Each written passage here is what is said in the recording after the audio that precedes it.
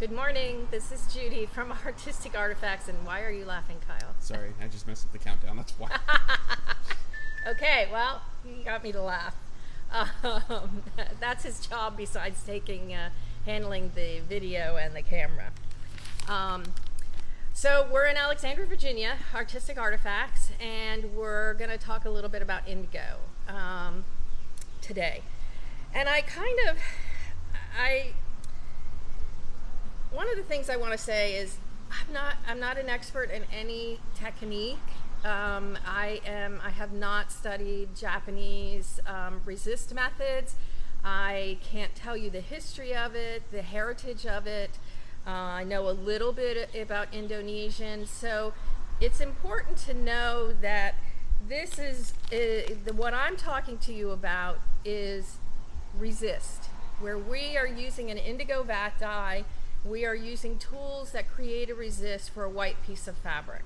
So where you have white, so this one, you know, if anybody has any of those masks, elastic, this is this one. So where I'm putting this is going to stay white, and where the white is going to turn blue. So that, I just want to be upfront that I don't know about the heritage enough, especially the Japanese heritage of this whole process, and that I'm just kind of teaching you resist. That's important to me, I think. There's some interesting people on Instagram that are talking about the heritage and how these stitches happened. We put some in our class list, but I can honestly tell you I'm you know, it's just a point to somebody else that's been doing some blogging and some practicing and that kind of stuff. So, indigo. What is indigo? We know indigo because it's a beautiful, very unique blue. And it is, let me turn my phone off a minute.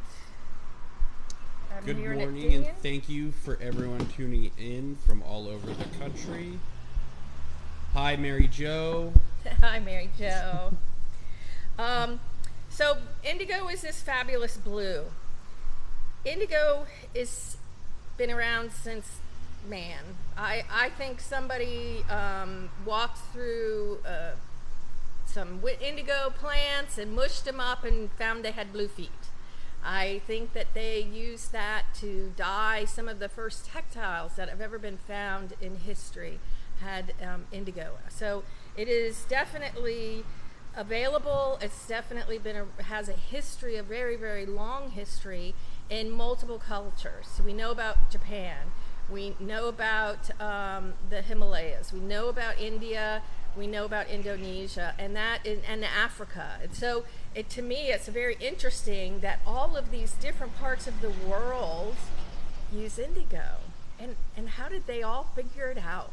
I don't know, but I'm betting on somebody stepped on it and got blue feet. So when you take the indigo plant, there's a process of fermentation that occurs when they process it now. So, and again, I have not seen it in person. I've only seen vats used, but I know that there's videos about how indigo is harvested in India, and I know there's some for Indonesia, so you might want to Google that. But it is a long process, and it is a fermentation process, and it is that breaking down of those natural products creates this blue dye. Now, for years, it's natural, it's a plant. Then we went to crystallized indigo, which was much easier to use. That's what I use for the most part. And that comes in a pack.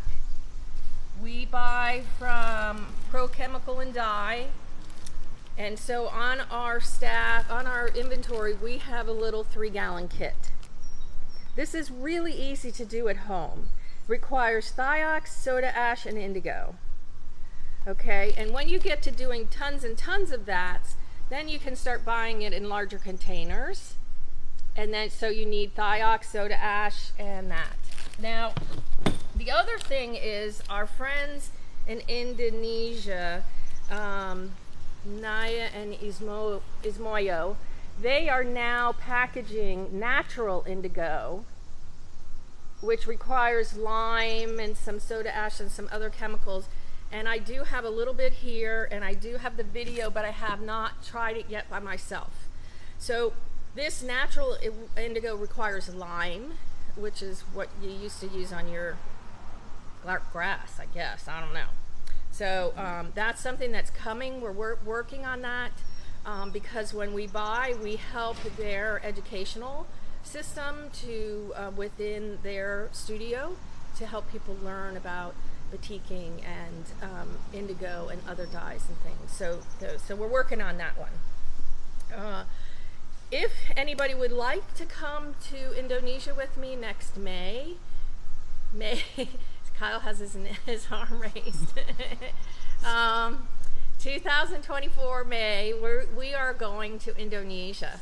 And I can give you the contact person of our travel agent or person in charge that is putting the trip together.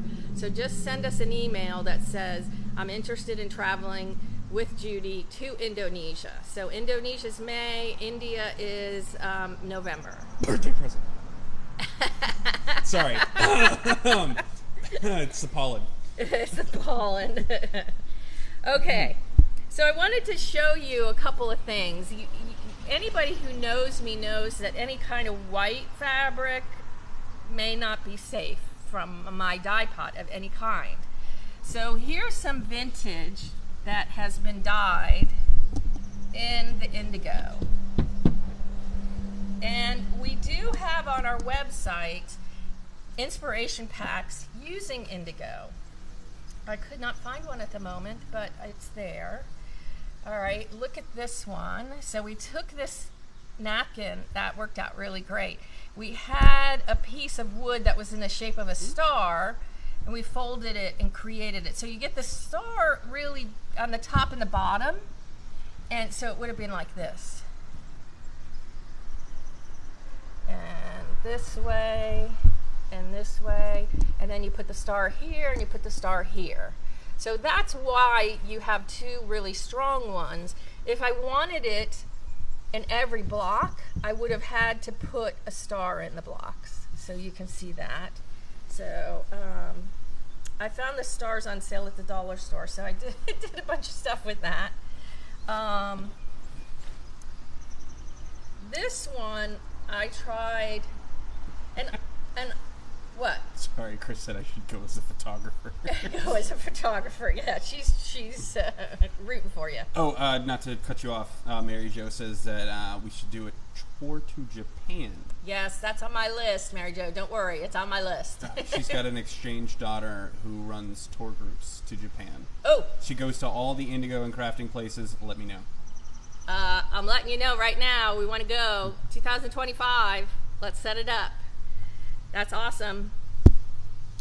Okay, sidebar. Sorry. This one, I tried doing this, and then I wrapped it. So these, you can see where the strings are, but because I'm wrapping it like this, I have a lot of white. And if I'm dyeing something, I don't want white. So I'm probably going to put this back in the dye bath today. And this one too. So this was the same type of idea.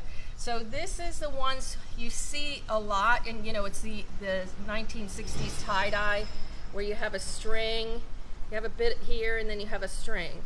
Well, in Japan, I know that they have a stand, and they tie all these little tiny knots in here, and the whole piece can be those little knots. I was just trying to get it bigger. So there's that.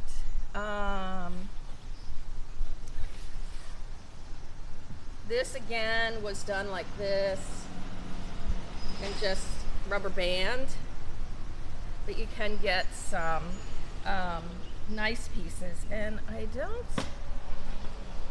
my marbles, I think I left my marbles at home, which would explain a lot because that means I don't have my marbles in my head.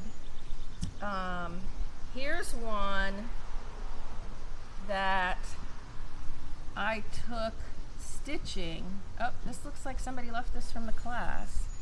And so when you stitch and you pull it, it's going to crunch up like this and add a pattern. So I rigged my sewing machine up in the store with 12 weight cotton thread, and I stitched a basting stitch with that cotton thread, and then I pulled it to create some pleating. I was like, ooh, that was awesome. All right, there's that. As I said, we cut up some, when I stitch, I really like Osnaburg, and I like vintage pieces because it's much softer. Ooh, this is a gorgeous piece. So these were done during the Creative Summit, and so I've taken these home. I washed them twice with Synthropol in a regular washing machine. I don't have any issues with the blue staying in my washing machine. It's all good. And as I said, I washed them twice in hot. Some people say it should be cold, but hot to me permeates and gets rid of all of the excess dye. Because fabric, that whatever you're dyeing can't absorb all of the dye particles. So you're always going to have some rinsing out. And you want them to rinse out before you start using the materials, in my opinion. So whether I'm using Procyon MX or whether I'm using Indigo, that I make sure that I've washed it completely twice. That's why, some of the reasons why, like we received some new Indigo vests. I'm supposed to have one on, but again, I left my marbles at home, so I forgot. And when we buy the clothes from India, you should always wash them first. They don't have water like we have. They don't have washing machines like we have. So therefore, they're going to have some excess dye. It's not a bad dye process. It's that they don't have the water we have and the resources to clean it up. So just that's an FYI. Same thing in Indonesia. You'll get all of these batiks that are in these wonderful, great colors. No wax on it at all, but painted. It's going to have some runoff. Always, always pre-wash those. If it has chop work on it, you're good. But if it doesn't, you definitely want to watch it. Okay, any questions so far? I feel like I'm babbling. No. All right. We have a bunch of people tuning in from all over. We've got Orlando, New York, local-ish Roanoke, Virginia. Okay. Well, same state, not local. Tucson, hi June. Fort Worth, thank you, Ava. So the usual suspects. Okay, the usual suspects. They're so great. I look forward to seeing them every Saturday. So when I was in India last year, we were starting to look at trying to find blanks. Mary says she found your marbles. She found my marbles? Yeah. Oh, good. I'm glad. Can she send them back to me? Because I'm going to need them. Oh, yay, Caitlin. Caitlin's got the vests. So... these are our new vests. So we've had these in different, we had a black one, we had a green one that was natural dyes, and then we have two indigos because I couldn't decide which fabric I liked better. I think indigo's become the new black for me. I used to wear black all the time. Now it's always blue. It's indigo blue. It's the name of our reality TV show. Yes. Okay. So we will work at getting these online. As we said, it's as we start this new business of clothing from India, we're working on the sizing because I'm their model, and you know, not everybody looks like me. But this one we think we have some space in. So we're going to do some bust and hip measurements and put these online for you. It probably will not be Wednesday, but it will be soon. Oh my God, this is not a good demo. I'm sticky. All right, so this is an extra large. I try to squeeze my butt into 14s, so I'm on the edge, and I never button mine. I do not button mine. We did get an extra large, and someone else had that on, and there are 16. So, and she's a little more well endowed than I am, and it fit her fine. So, and she buttons hers up, but I never button mine up. I was told that the lines make me look taller. I don't know if it's true, but I'm going with it. So. I want a blue vest, medium, from Mom. Okay, Mom. Personal shopper. She didn't tell me which fabric she wanted. One of each. Thank you, Caitlin. That's perfect. And I know people were worried we didn't get an extra small, but I'm Caitlin's tiny. Pretty tiny, and I tried on the small, and if it was any smaller, I wouldn't have been able to button it, and I couldn't really pull it that tight. So I think. And what are you, a 2 or 0 or? It depends. A 0 to a 2. Yeah. Okay, so she's pretty tiny. So we have a wide range of sizes this time. We expanded them. We've all tried them on, and so that they will be coming. Yes. Is it lined? Yes, it is lined, right? So it's going to be a little bit warmer, right? It looks pretty. It's pretty thin. Yes, it is lined with indigo on the inside. It's a vest. So you're adding a layer. We also got the multicolor vest. You want to grab one of those too? Yeah. There's one that we had a sample of it in October, I think, or November. We had a sample, multicolors. So we had people leave us a list with names and sizes that they wanted. Those have come in also. These are more cantha fabrics, and they are definitely heavier. But I just am not a person I don't wear jackets, I don't wear sweaters, I wear vests. And it seems to be, okay temperature-wise. Spring and fall, summer, maybe not so much, but winter for sure. Probably even in the, hot areas, Florida, I don't know about Arizona, Missouri, that down there is pretty warm, but that's what I do. I do not wear sweaters, do not wear jackets. For smaller sizes, Kathy Buck says you could do a fun pin to cinch in the back.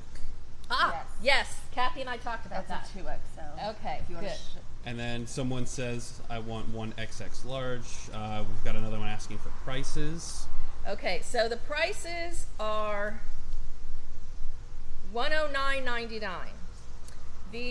And we'll get them online, so just hang tight. They will be in the newsletter. I'm not sure if we'll get them in this Wednesday, but between this Wednesday and the next Wednesday, we will absolutely get them. We have enough for everybody, and we can always get more, so that's the good thing. So what Kathy's talking about, which we saw each other, is that you can take a pin if you have too much in the back and put something in there to have a little tie to pull it, and it would be really fun. So we were talking about that on some of the dresses as well. So you put a pin in here. Do I have that right, Kathy?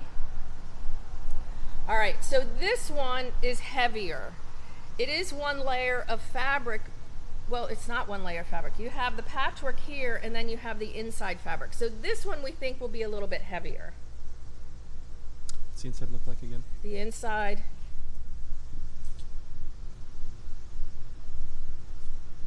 Okay. So that's what we just got, and that's what we're going to put on the website. So back to the indigo. Okay. These are indigo blanks. Again, they will be put on the website for this Wednesday's newsletter. And so they are kind of a gauzy piece. And this is how it dyed.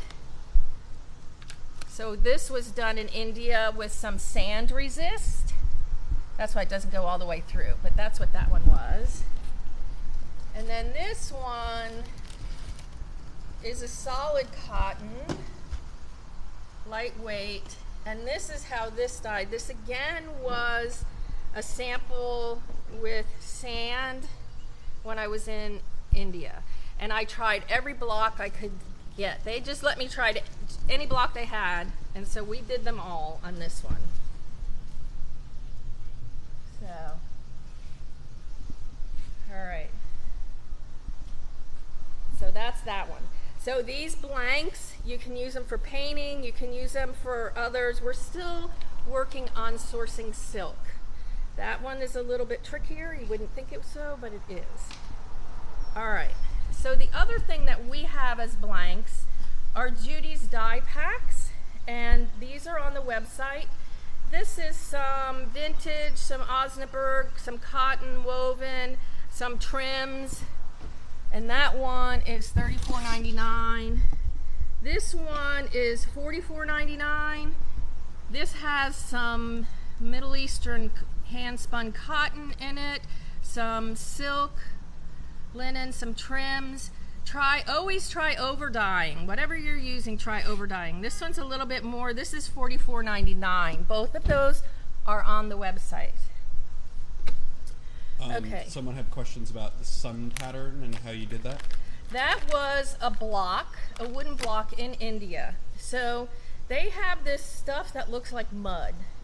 And you dip it into, it's like instead of dye, you're putting mud on it. And you stamp the stamp in the mud, and then you stamp your fabric, and then you let it dry a little bit, and then you put sand over top of it.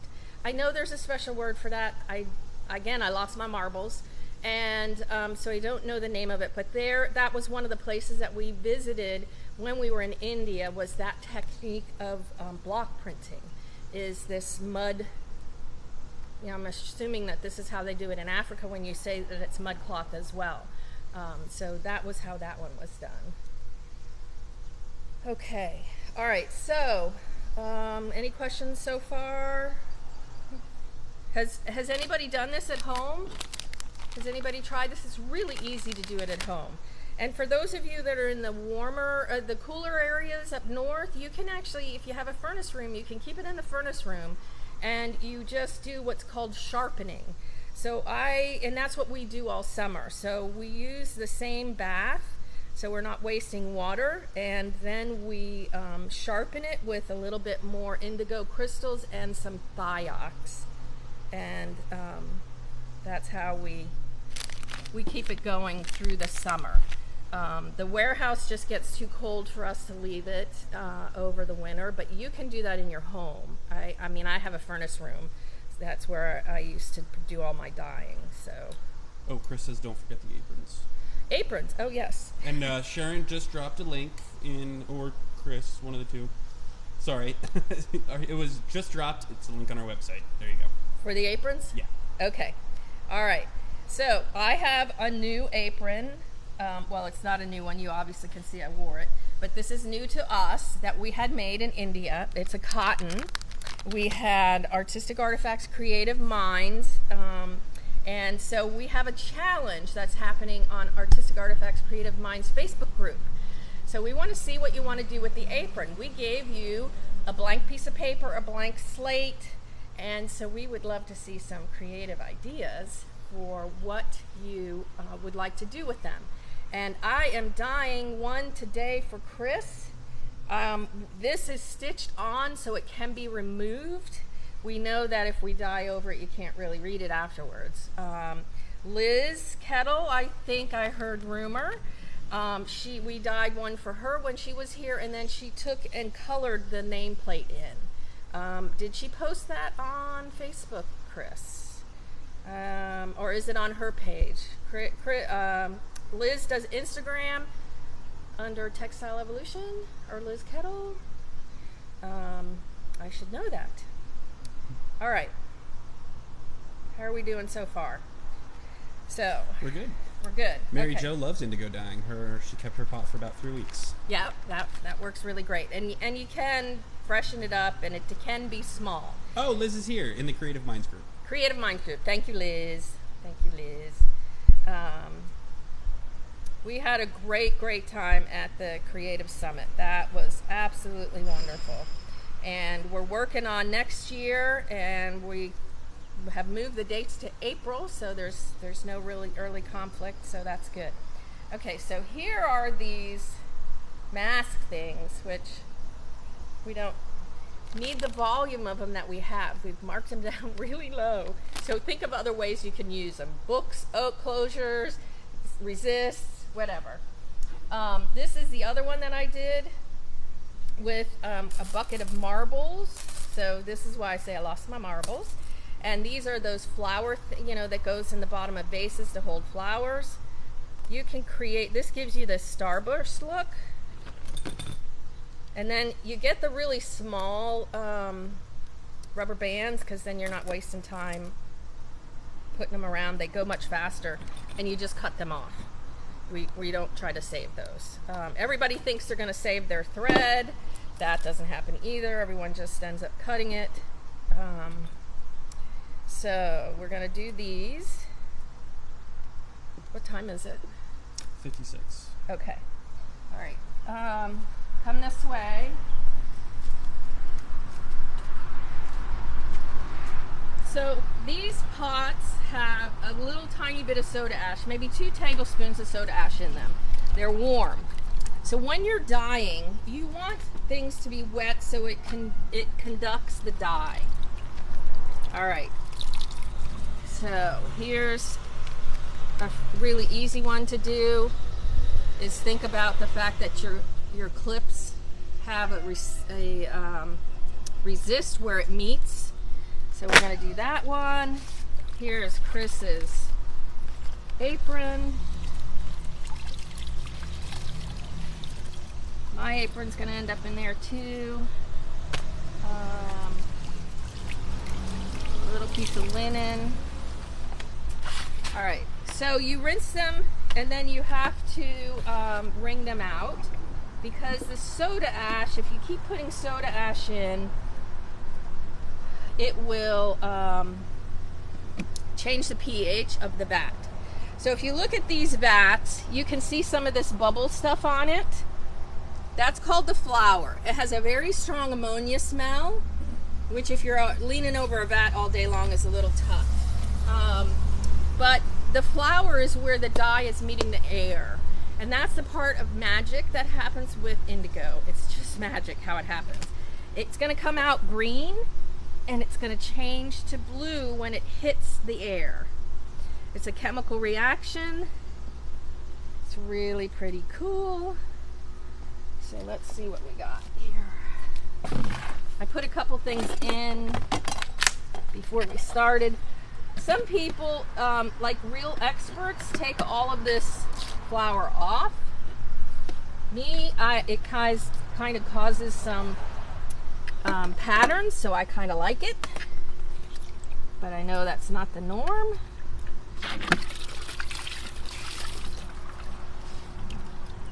So the directions usually say squeeze out the indigo underwater, because I'm like, well, I don't know how you do that, because when you see I got more bubbles because I caused air to get mixed into the dye.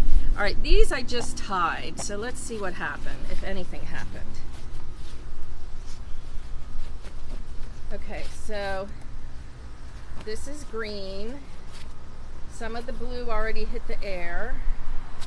Well, that kind of looks kind of interesting.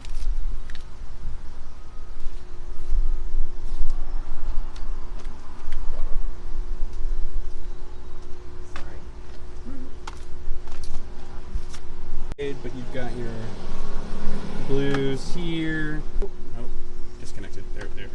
Sorry about that. Blues here, greens, and it's just kind of slowly changing. Very slowly. Yeah. Okay. That's awesome. This is white on white. There we go. That's solid green. I just dipped this.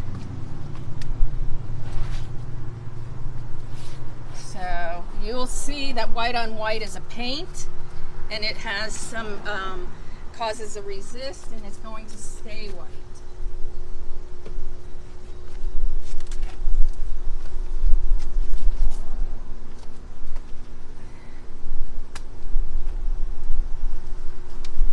So another piece.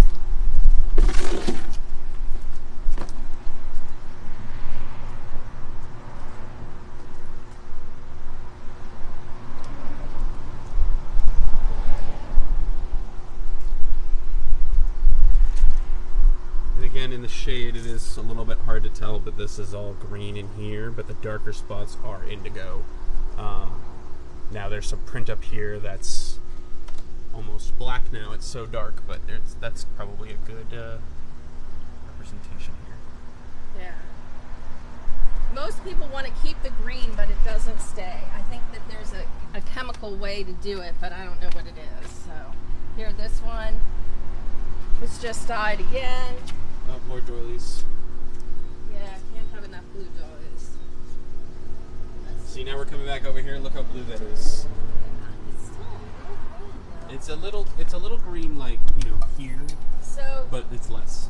a lot of times when I'm experimenting, I'm using fabric that's kind of donated. And that looks like, I thought it was 100% cotton, but sometimes it's not. So what's going to happen is this vat dye only likes natural fibers, silk, cotton, those things. And if you try to dye something that's a cotton and polyester, it's going to take the dye differently. It's going to take it lighter. It might have some differences in the weave, but there's that. How long do you keep it in the dye for? So this is a relatively, as I said, I just refreshed it this morning. So I don't need to keep it in there very long. So here's the ones that we just did.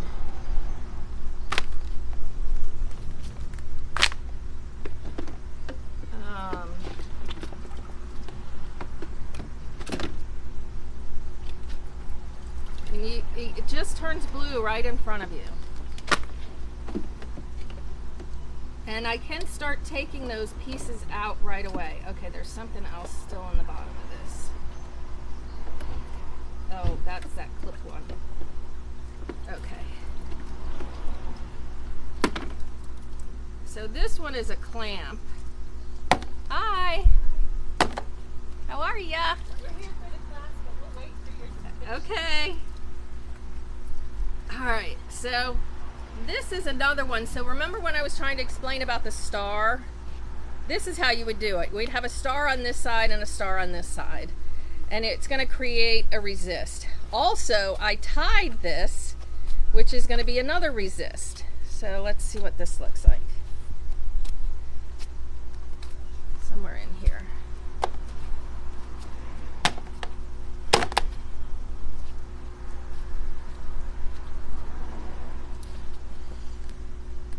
And we have a lot of questions. I see you guys. We'll answer that in just a second. Look at that. All right, there's that one. Just a little bit more clear. On green to blue. Yeah, that one is about, yeah. I just have to get.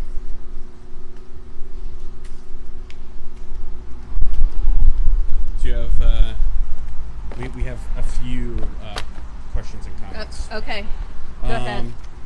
So that was a dye. We've got Leslie Sally from Easley, South Carolina. Okay. That's what she wants to do with her granddaughter. Apparently missed ziplining. Oh, yeah, I did miss zip lining. I would have liked to have done that, Sally. Thank you. She's sorry you missed it. It was a lot of fun. It was birthday. 70 is interesting so far. Okay, good. I'm looking forward to that. Now, we had someone, I believe you might be a late joiner, but could you tell us about the vats again? And is there a reason? And then, Okay. kind of a different person, same question. Are all three buckets the same so you can dip a lot of pieces? Yes. So I have 5 vats going. We had 20 people in our class in the Creative Summit. So these are the same vats that have been sharpened by adding thiox and some more indigo to it. So Pro Chemical and Dye has instructions on their websites that are downloadable for how to use their indigo. So I think, if I remember off the top of my head, it's 2 tablespoons of indigo crystals to 1 gallon of water. But I never do anything 1 gallon wise, so I'm always multiplying it out. These are 6 gallons in the small trash cans. I think 9 gallons in the large trash cans. So the reason why I have the large trash cans is that we have PVC pipes that require more space. You want to be able to have your fabric move in your dye bath. You stir it up, and so you need some depth to it. So when I make it, again, the kit comes in 3 gallons. That's probably a good start. You buy a 5-gallon bucket from, that has a tight lid, and you can use that. These scissors are terrible. So the vat is going to look blue on the top, but in the water it's green, because that is what happens. So these are these mask ties that we just did.